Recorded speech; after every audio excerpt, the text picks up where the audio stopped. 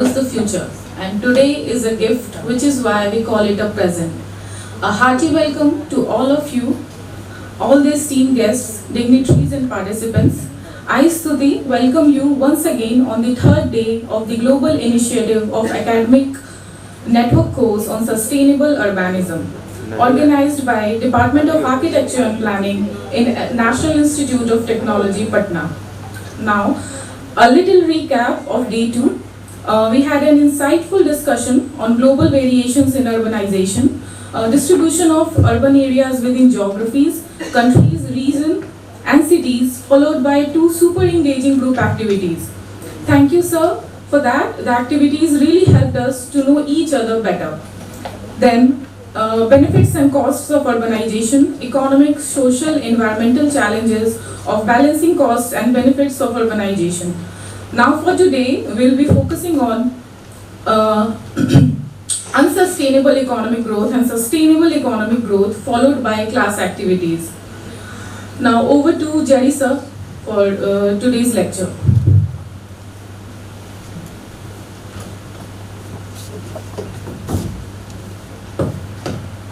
Thank you very much. Can you hear me? I think volume is the issue. But I have a loud voice.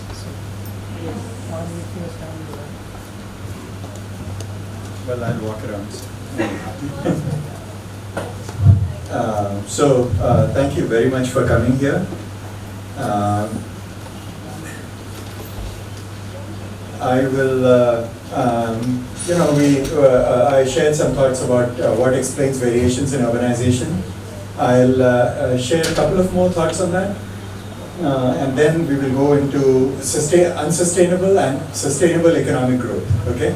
Because we discussed lots of economic issues, and today we'll be discussing some more economic issues, so I will continue with that and talk about some more economic growth issues. And I know this might be a bit boring since so many of you are from architecture and planning background, and generally economics is not discussed. My background is architecture also, and city planning. But urban areas exist because of economics. Yeah, I don't know how to do that. It's working, but the volume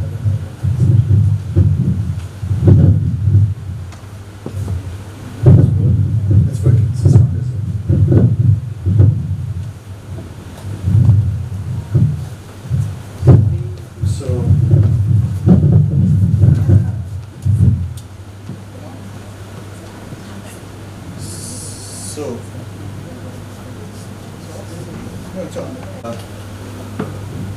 I'll talk about variations in economic growth.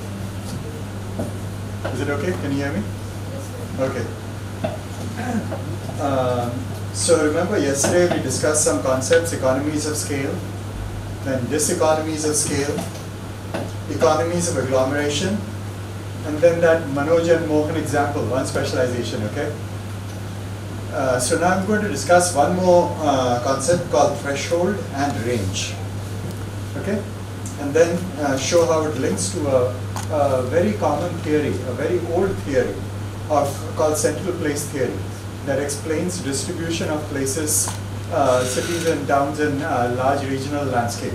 How many of you are familiar with central place theory? Yeah, okay, great, fantastic, that's very good. Okay, threshold and range. The threshold is the population needed. The population needed to support some kind of business activity.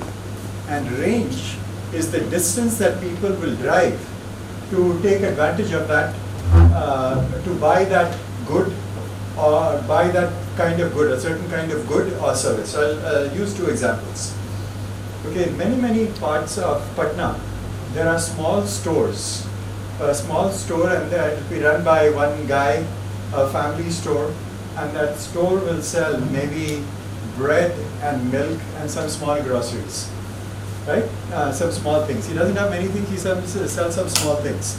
And most of his clientele comes from very nearby, okay? But people who are within 10-15 minutes walking distance, maybe 10 or 15 minutes walking distance of his, let's call this, let's come up with some name.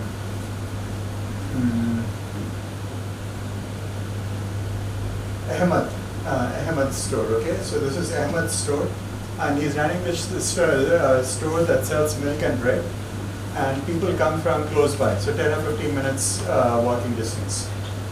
In 10 or 15 walking distance, there are about, let's say, because of high density of development in Patna, there are about 1,000 families. And of these 1,000 families, every day, about 200 families come to the store to buy some milk and bread. So every day there are 200 families coming to buy milk and bread from the store. And the profits that he makes from that milk and bread by 200 families coming every day is enough to sustain the store. Okay? So the threshold population for this particular, for Ahmed's bread and milk store is very, very small. It's only 1,000 people, and with the profits that he gets, he will be able to sustain the store. Now, his population will not, the number of people who come to the store will never be more than 1,000, because people will not walk half an hour to buy milk and bread every other day, right? So only people who are within a 10-15 minute walking distance will be there. So the range that people are willing to commute, people are willing to walk or go by bicycle or scooter to buy their milk and bread is very, very small. It will be maximum 1 kilometer, 1.5 kilometers maximum, not more than that. Now another person, let's call him Amar, has a furniture store. Okay? In that furniture store, every week they sell one table, and every week they sell one chair, one set of chairs, and they sell one sofa once a week. So every week they are selling only one sofa, one chair, one set of chairs, and one dining table. How many times do people buy sofa in their lifetime? Maybe once in 10 years, maybe once in 15 years.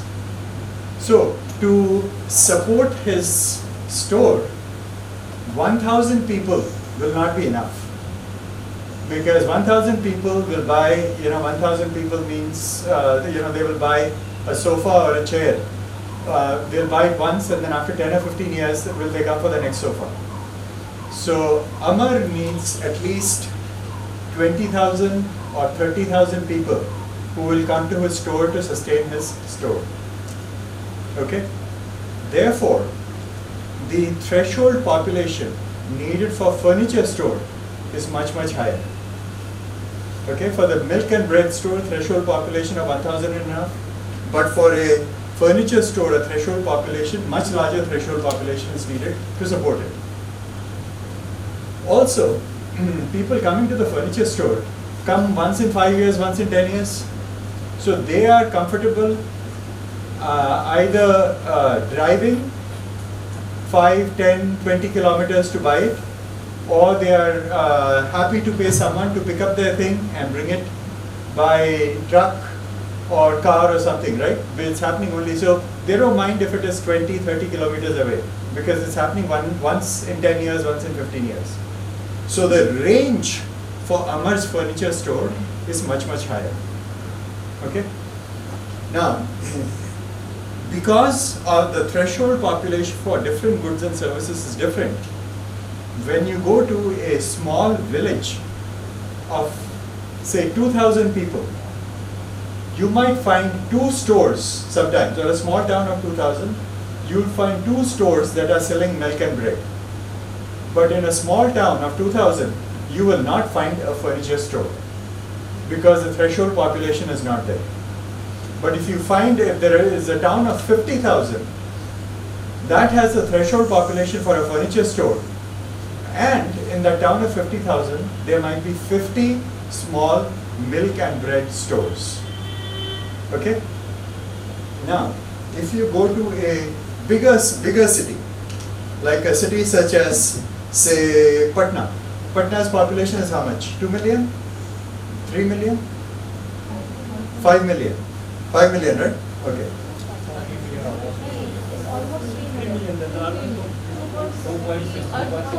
Okay, 3 million. Let's call it 3 million. Now, how many of you play football? Soccer, football? Okay. So the referee in football, in the competitive football, the referee uses a whistle, and most high in professional games, the referee uses a wooden whistle, not a metal whistle, a wooden whistle, because it has a better tone. Now, in Patna, it may be possible to find a store that sells only wooden whistles, because with a population of 3 million, there might be enough people who buy wooden whistles every day to sustain a store that sells only wooden whistles. Whereas if you go to a smaller town, any town of 100,000 population, there won't be enough people buying wooden whistles to sustain a store that sells wooden whistles. So as the population of the city increases, it can accommodate the threshold population of a wide variety of goods and services. So which is why there are more goods and services available in a bigger city. Now you all know that, but there's an economic explanation for it. And I'm just sharing that economic explanation. So we all know from our experience that you go to a bigger city, there are more kinds of stores. And the reason is this. It has the threshold population for a larger number of things. Okay, as planners, when we plan, we need to identify what kinds of facilities or amenities are available, right? So if you are planning for a town of 100,000 population, we should know what kind of amenities and facilities can be supported by a 100,000 population town. And I'll give you an example. So let's say medical services, health services. So if you have a cough or cold or a fever, you can go to a primary health center, right? And a primary health center with someone, a doctor or nurse can look at your fever, examine your cough and say, okay, this is and prescribe some medicine, right?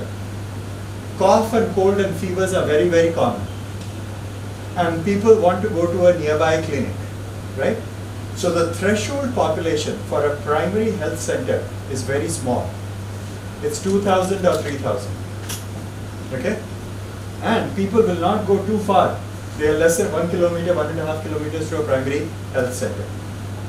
Above a primary health center is a secondary health center. Secondary health center is somewhere where if you break your bone, you can go and they can do x-rays and figure out, like this is, there'll be a doctor and orthopedist who will check your bone and fix it.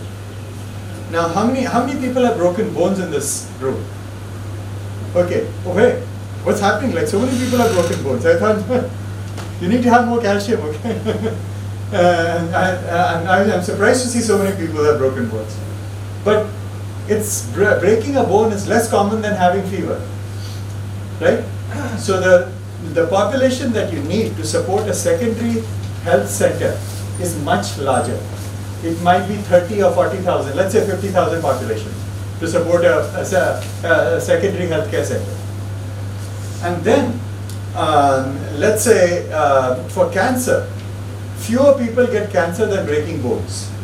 So the threshold population needed to support a tertiary care center, a cancer hospital, might be 300,000 or so. Okay? Because more people break their bones than get cancer, and more people get cough and cold than they get cancer. And if people get cancer, they're willing to drive a great distance for that treatment, right? It doesn't happen every day. Cough and cold happens once a month. Most people have a cough and cold once in a month and will go to a doctor, right? Oh, Jesus. So therefore, when you're planning a township of 50,000 population, you need to know what is the threshold population. With that 50,000 population, what threshold populations does it satisfy? Okay, and it might be for a secondary hospital, it might be for certain kind of stores. You need to be aware of those things. And then, if you have a town of 50,000 population, and you know it should have A, B, C, D, E, F, G kind of facilities and amenities, and they don't have it, as a planner you know what is lacking there. And you have to identify what is lacking there and create the incentives for those things to come. So just by some certain small economic principles, you can identify where are the shortcomings in a particular city and where are the opportunities in a particular city based on the threshold populations. Okay? And these threshold populations are fairly, it's easily calculatable. Economists, like if you're working in a large planning office and there's someone with a bachelor's in economics, they can help you identify what is the threshold population for a primary healthcare center, what is the threshold population for a cancer institute. Similar kind of logic applies for, let's say, schools. What is the threshold population for a school, for a primary school? Like most people in an urban area, most children in an urban area will go to a primary school, right? And people don't want to walk great distances. So with maybe 5,000 families in an area, you can support a primary school. But to have a secondary school, you might, not everyone goes to secondary school, right? So you might need about 15 to 20,000 population to support a secondary school. And then for higher secondary school, you might need 50,000 population to support a higher secondary school, right? And so if you have a town of about 50,000, you should, as a planner, be aware that there should be a higher secondary school in that town, right? So you should plan for that there should be a higher secondary school. But if you are planning for a town of 30,000 population, you should know that there will be no high secondary school here, but there probably should be at least 1 or 2 or 3 or 4 primary schools, space for primary schools. So just by looking at certain simple concepts, you can identify what things need to be there. And this gets into this theory of central place theory, okay? This is by a German economist named Walter Christaller. He came up with it 100 years ago. And he said, supposing you have lots of villages, these green dots are villages. Let's say they have all 1,000 population. Then you can have a small town in the center where there will be different things, whose different goods and services that can survive with a threshold population of 6,000. So there are 6 villages around it, each with a population of 1,000. With a threshold population of 6,000, what facilities can be supported? Those facilities will be here in this town. Okay? Likewise, if you have, now if you look at this area of the, you can see that this is a market town, there's another market town, another market town, a third market town, fourth, fifth. Each of these market towns, around them is 6,000 population. And then 6,000 times 6 is 36,000. So in this yellow dot area, which is the town, there will be facilities and amenities that can be supported by a threshold population of 36,000. Okay? 6 times 6. And likewise, at the upper level, this one would be 36,000. The red city would be 36 times 6. Because it's a hexagon, right? 36 times 6. So, how much is that? 216,000. 216,000 population, right? So therefore, when you go to cities, you can see this hierarchy. And when you're planning for a new town or plan for a new area, once you know how much population is there, you can plan for this hierarchy of different kinds of things. For schools, public health centers, parks and open spaces also have a hierarchy, right? A small park for a neighborhood, larger park for bigger part of the city, and much larger park for the city. So all these hierarchies, you can identify which, given the size of a city, you can identify threshold populations, what kind of amenities and facilities are met within the city. Okay? And the structure of the city and the amenities available in a city can be analyzed using this notion of threshold and range as well. Okay? So, if you have a very large city of, let's say, 300,000 population, and let's say the threshold population for a secondary hospital where bones can be set is 50,000, and the city of 300,000 people does not have a hospital where you can set bones, then you know there is a problem. You need to have a secondary hospital there, either set up by the government or by some private sector people, right? So as a planner, knowing this concept of threshold and range, you can analyze which cities have enough facilities there that can be supported there, right? And which cities should have A, B, C facilities but only have A and B, even though it has a threshold population for supporting item number C also. Okay? Okay. Any questions or thoughts or any concerns from what I have just said?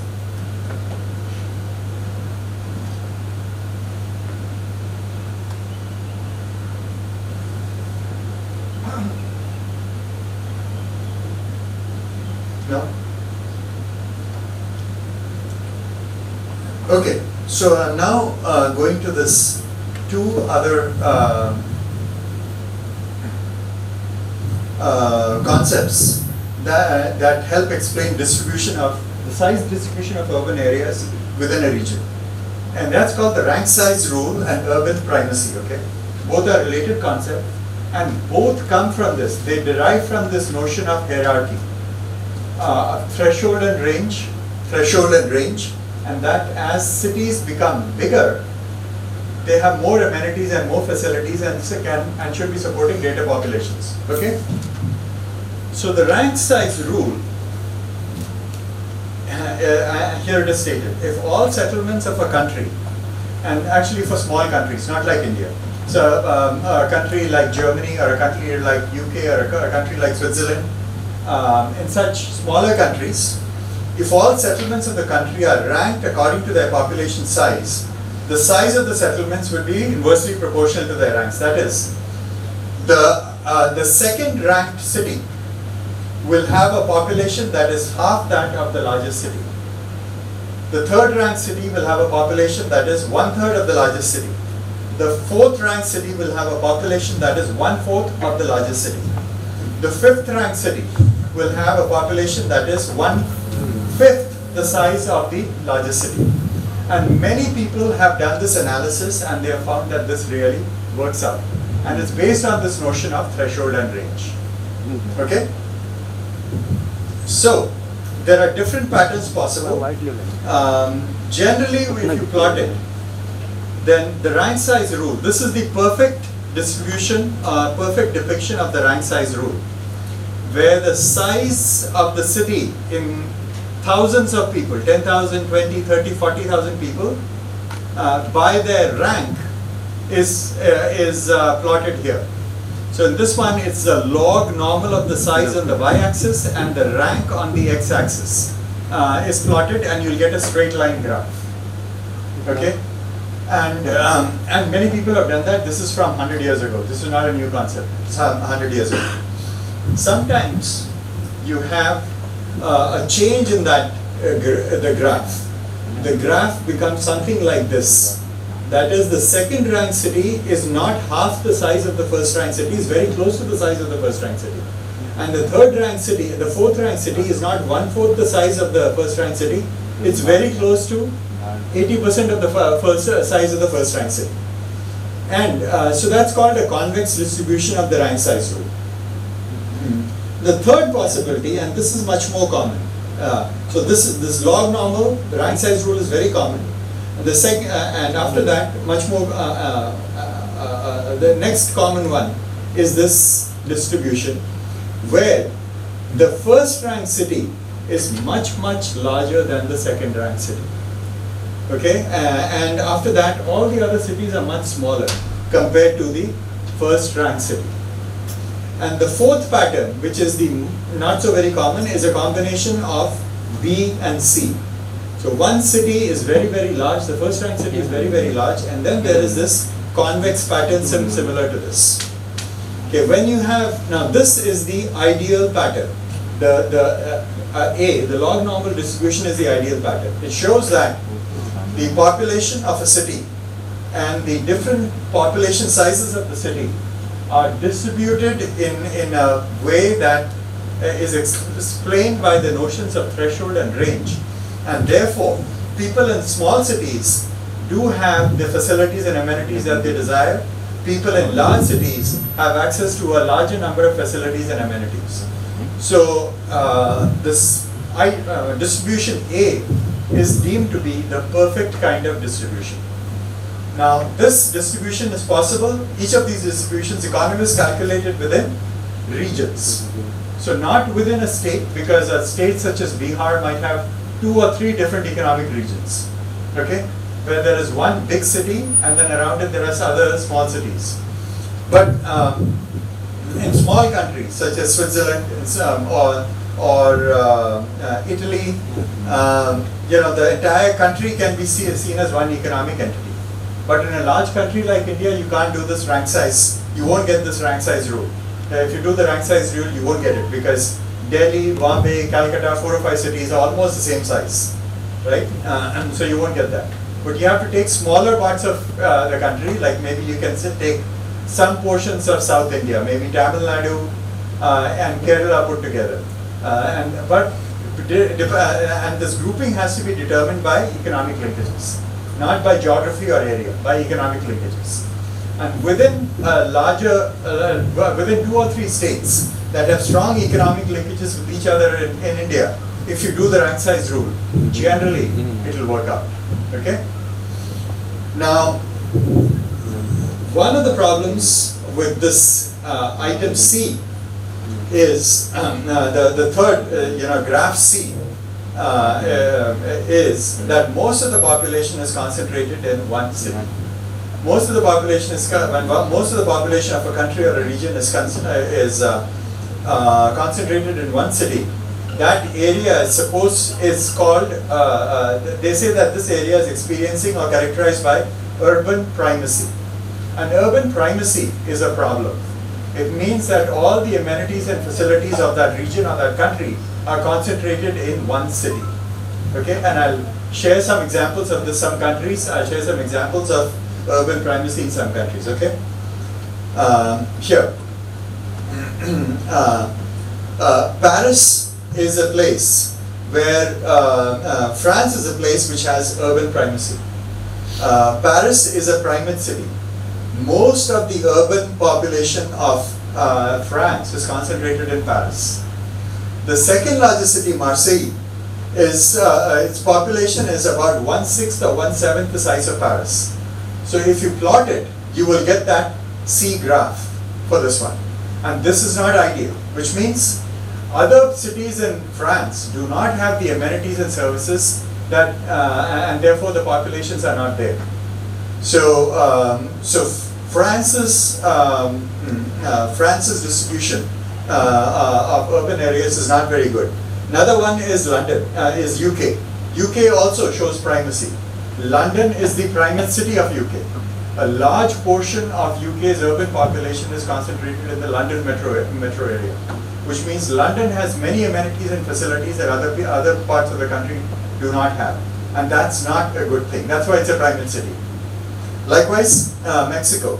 In Mexico, a lot of the population, this number for Mexico City, 9 million, is actually a mistake. It's more like 20 million, okay? So it's my error. I think I was trying to put 19 million. I forgot that one. But in Mexico, it's a primate city, and if you go to the other cities in the country of Mexico, outside Mexico City, which is the capital, it's almost like villages. They have very few amenities and facilities because of the huge primacy of Mexico City.